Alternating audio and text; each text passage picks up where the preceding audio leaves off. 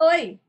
No nosso último IGTV, nós falamos sobre a importância de dominar a língua inglesa para poder passar nos boards e, finalmente, exercer odontologia nos Estados Unidos. Dentre as coisas que nós mencionamos, a Anne citou dois que ela mesma fez para se preparar para o programa de doutorado de sanduíche. E aí pensamos, ora, por que não conversar sobre o programa de doutorado de sanduíche? Então vem com a gente!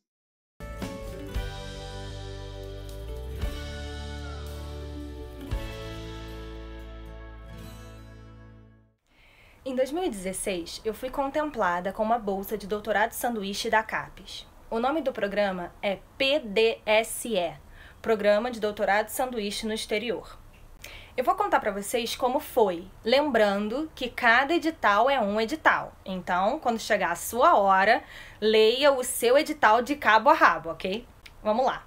Na minha época, você precisava já ter passado pelo exame de qualificação, e a sua data de início e fim do intercâmbio tinha que estar dentro do seu período de doutorado. Ou seja, não adiantava querer ir nos últimos 6 meses e querer ficar um ano lá. Impossível. A faculdade precisa fazer uma seleção interna entre todos os alunos de doutorado que têm interesse em fazer o doutorado de sanduíche. Então, todos os alunos vão submeter seus projetos para uma comissão que na minha época foi formada pelo coordenador do programa, por um aluno de doutorado e por um professor externo. E aí eles vão selecionar o aluno que vai poder se candidatar à bolsa de doutorado sanduíche da CAPES. E Anne, pode ser mais de um aluno? Depende. Na minha época, eles estavam oferecendo 12 meses de bolsa. Então, a sua faculdade pode mandar um aluno para ficar 12 meses, ou 2, cada um fica 6 meses, ou até 3 alunos ficando 4 meses cada. É uma escolha. Agora, na minha opinião, e de todas as pessoas com quem eu já conversei sobre isso, não vale a pena ficar menos de 6 meses. É pouco tempo para tudo que a gente precisa fazer. Então, beleza. Você foi escolhido pela sua faculdade e vai poder submeter seus documentos para a CAPES avaliar. Na minha época, o que eu precisei enviar nesse momento?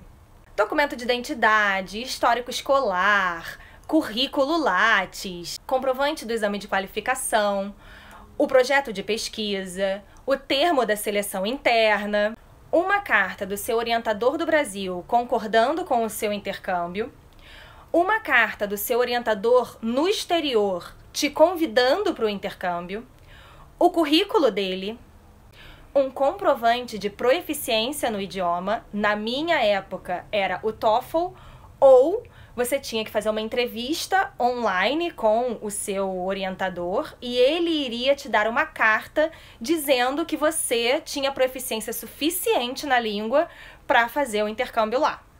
E aí, é esperar o resultado. E o que a gente pode concluir com tudo isso? Que quando sai o edital, você tem que estar com tudo pronto, tudo esquematizado. E as formas de conseguir esse contato são, o seu orientador pode já ter esse contato. Se não tiver, você mesmo pode criar essa conexão. Seja enviando um e-mail, seja visitando a instituição quando tiver oportunidade, durante uma viagem, ou eventualmente férias que você esteja planejando em algum momento ir para o exterior, você acaba direcionando para aquele lugar em que você gostaria de trabalhar ou de fazer o doutorado de sanduíche. No nosso caso específico, nós havíamos feito um curso de endodontia no Next Level Endodontics, que fica na Filadélfia. Isso foi com um grupo de brasileiros no ano de 2015, foi uma experiência super bacana, que deixou uma boa impressão da cidade em nós, e a gente teve a oportunidade de conhecer um pouco melhor as instalações da faculdade, da Universidade da Pensilvânia, e isso deu origem ao intercâmbio da Anne do doutorado de sanduíche.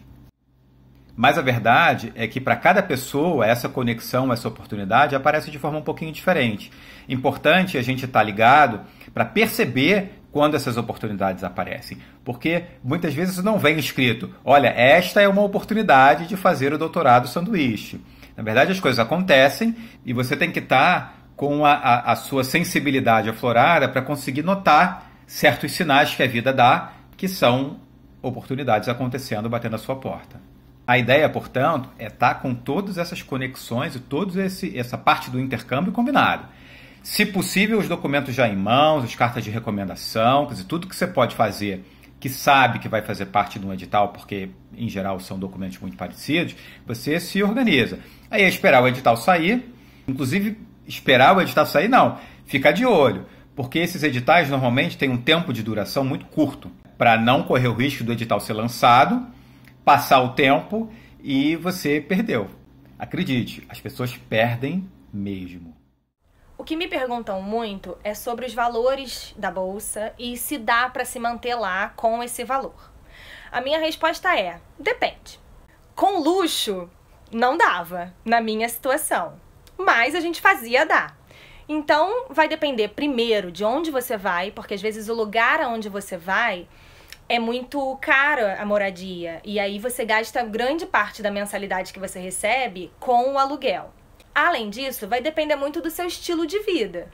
E aí também se você vai ter dinheiro seu para adicionar ou não. Eu vou contar como foi comigo. Eu dividi apartamento com mais uma pessoa o tempo inteiro que eu fiquei lá. Então, os primeiros 6 meses eu dividi com a Alexandra, uma brasileira, e os últimos 6 meses eu dividi com a Lívia, uma outra brasileira. E aí, a mensalidade menos o aluguel era o que sobrava pro mês todo e tinha que dar. Eu cozinhava, levava a marmita 99% dos dias. E não era só eu. Tinham outras brasileiras lá fazendo doutorado de sanduíche também. Então estávamos todas no mesmo barco. Era uma vida modesta, mas muito divertida e uma experiência de vida sem igual. Sobre os valores em si das bolsas, no ano em que a Anne viajou, a CAPES pagava uma bolsa mensal equivalente a $1.300. Além disso, havia 3 tipos de auxílio.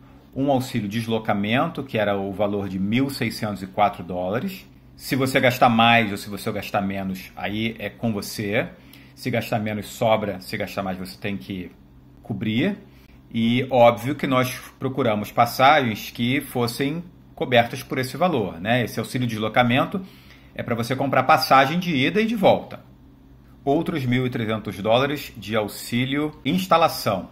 E aí os contatos também são super importantes. Novamente, no caso da Anne, o chairman do departamento, o professor Bekir Karabuchek, ele botou a Anne em contato com os residentes daquele ano, dos residentes do programa de endodontia daquele ano, e eles ajudaram a Anne a procurar um local que fosse seguro, que não fosse muito caro, que fosse próximo da faculdade para facilitar o deslocamento de idas e vindas da Anne pelo preço que a CAPES poderia bancar com esses $1.300. Acabou que a Anne usou a dica de um residente da Endo, o Fouad Al-Malki, que foi a sugestão de uma casa que já vinha mobiliada. Na verdade, era uma suíte grande, que tinha cozinha integrada e uma série de outras coisas, já com os utensílios domésticos e cama e armário e televisão e tudo mais, para que a Anne não precisasse fazer compra de móveis que seriam devolvidos, né, ou que seriam vendidos ou doados ou qualquer coisa assim um ano depois. Então o Fouad deu uma dica super boa e a Anne então alugou esse apartamento todo mobiliado. Portanto, a Anne não precisou usar efetivamente o valor de $1.300 de instalação. O terceiro auxílio foi um auxílio saúde, no valor de $90 mensais, que é um seguro-saúde obrigatório para todos os alunos e todos os profissionais visitantes da faculdade. Então, todas as pessoas que tenham algum tipo de relacionamento com a universidade são obrigadas a ter um seguro-saúde. Então, agora eu vou te dar uma dica. Os 3 auxílios e as 3 primeiras mensalidades foram depositadas para mim em reais na conta do Banco do Brasil. Então, eu tinha que fazer com que a conversão fosse favorável para mim. Então, a primeira coisa foi conseguir um seguro-saúde aqui no Brasil, que eu pudesse pagar em reais, que cobrisse todas as regras que a universidade colocava para o seguro-saúde. As universidades, elas oferecem um seguro-saúde, mas no meu caso, ele era mais caro do que o valor que a CAPES tinha me dado. Então, eu consegui aqui um seguro-saúde. Eu não, né? Fernando, porque ele que é o rei de encontrar coisas bacanas e baratas. E aí, o comprovante desse seguro-saúde eu enviei para a universidade e a universidade aprovou que eu fosse com aquele seguro.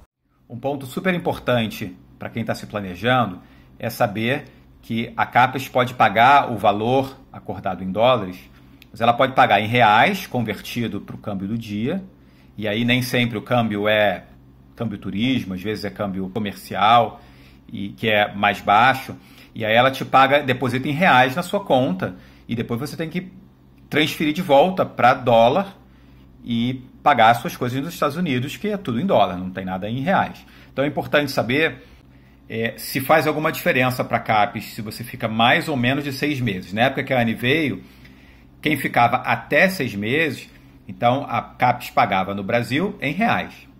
Quem ficava mais de 6 meses recebia um depósito direto na conta bancária, que é uma conta no Banco do Brasil Américas, que você tem que abrir para receber o depósito, a transferência bancária direta da CAPES.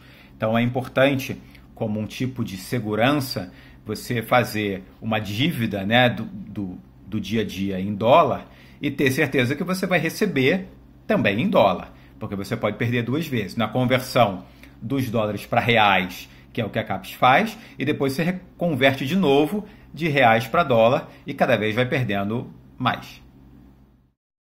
Então, a você que está se preparando para fazer um doutorado de sanduíche, nós desejamos muitíssima sorte. Se você gostou desse vídeo e conhece alguém que esteja interessado nesse tipo de informação, compartilhe, curte, acompanhe nosso canal. Você é muito bem-vindo.